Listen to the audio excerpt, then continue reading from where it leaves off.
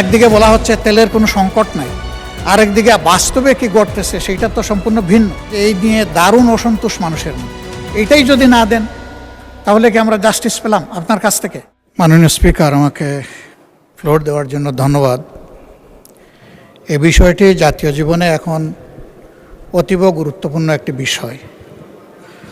প্রেসিডেন্টের ভাষণের উপরে বক্তব্য অব্যাহত আছে, এটা থাকবে, এটা চলবে। এ নিয়ে মাননীয় চিফ হুইপও আমাদের সাথে কথা বলেছেন। রাস্তা ওইটাও বের হবে, সমস্যা নাই। কিন্তু এই বিষয়টাকে আমরা আরও দুই একবার নোটিশে আনার চেষ্টা করেছি, 71 বিধিতে সুযোগ দেওয়া হয়নি। এখনও যদি এইভাবে পাশ কাটিয়ে যাওয়া হয় তাহলে জনগণের কথা কি এখানে আমরা সবাই মিলে আলোচনা করতে পারবো না? আমরা কি একটু সুযোগ সৃষ্টি করব না সবাই মিলে, যে এই সমস্যার সমাধানটা কিভাবে করা যায়? আমরা তো কাউকে দোষারোপ করার জন্য এই আলোচনায় যাচ্ছি না, আমরা বাস্তব অবস্থাটা জেনে কি করা যায় সেই বিষয়েই তো আমরা কথা বলতে চাচ্ছি। তো এখন যদি এই সুযোগই দেওয়া না হয় তাহলে আমরা কি ধরে নেব? আমরা ধরে নেব যে জনজীবনে এখন যে প্রবলেমটা সবচেয়ে বার্নিং, এইটাই আমরা এই সংসদে আলোচনা করতে পারলাম না। এটা কি আমাদের জন্য একটা দুর্ভাগ্য হবে না মাননীয় স্পিকার? দেশের মানুষ তো প্রত্যাশা করছে। আমি নিজে এই বিষয়গুলো বাস্তবে বোঝার চেষ্টা করেছি। পত্রিকায় অনেক কিছু লেখা হয়, সামাজিক মিডিয়ায় অনেক কিছু আসে, তার কিছু বাস্তব কিছু অবাস্তব। নিজেকে বোঝার চেষ্টা করেছি আসলে কতটুকু বাস্তব, কোন জায়গায় কোন সমস্যাটা।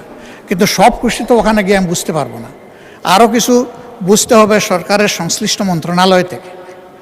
আপনি বিবৃতির কথা বলেছেন, তিনি যে বিবৃতি দিয়েছেন আমি বাস্তবের সাথে এর কোনো মিল খুঁজে পাইনি। তো সেই বিবৃতি দিয়ে কি হবে? এই বিবৃতিতে কি সমস্যার সমাধান হবে? একদিকে বলা হচ্ছে তেলের কোনো সংকট নাই, আরেকদিকে বাস্তবে কি ঘটতেছে সেইটা তো সম্পূর্ণ ভিন্ন। এবং দেখতেছেন যে এই নিয়ে দারুণ অসন্তোষ মানুষের মধ্যে। আমরা যদি এখানে একটু খোলামেলা আলাপ করতে পারি, সঠিক তথ্যগুলি যদি এই ফ্লোরে আসে, আমরা সবাই দায়িত্ব ভাগ করে নেব। জনগণ তো এই দেশে আমাদেরকে প্রতিনিধিত্ব করার জন্য এখানে পাঠিয়েছে। এই জনগণকে সঠিক জায়গায় আনার জন্য আমরাও দায়িত্ব পালন করতে চাই। তাইলে যদি আমাদের নোটিশগুলো এইভাবে কোনোটাই আলোচনায় না আসে, যদি বিবেচনায় না নেন, তাহলে মাননীয় স্পিকার এখানে থাকবো কেন? কী জন্য এসেছি? জনগণ তো তাদের প্রয়োজনে আমাদেরকে পাঠিয়েছে, আমাদের প্রয়োজনে তো এখানে আসেনি। সেই প্রয়োজনে যদি পূরণ করতে না পারলাম, থাকার তো কোনো সার্থকতা নাই। এই সংসদে আমরা প্রত্যেকটি সেকেন্ড ব্যয় করতেছি, এর পেছনে জনগণের রেভিনিউ তো খরচ হচ্ছে। আমাদের দায়িত্ব জনগণের কাছে। এগুলা তো আমরা আমাদের নিজস্ব সম্পদ দিয়ে গড়ে তুলিনি, জনগণের সম্পদ দিয়ে এটা গড়ে তোলা হয়েছে।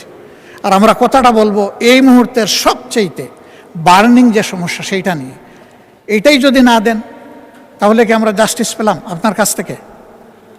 পেলাম না। মাননীয় নেতা, যদি আমি অনুরোধ করবো যে এইভাবে নোটিশটা নিষ্পত্তি না করে আপনি আজকে না করেন, একদিন পরে হোক, 2 দিন পরে হোক, বিষয়টা আলোচনার জন্য ফিক্স আপ করেন এবং তখন মুলতবি করে এটা আলোচনা করেন। মাননীয় বিরোধী দলীয়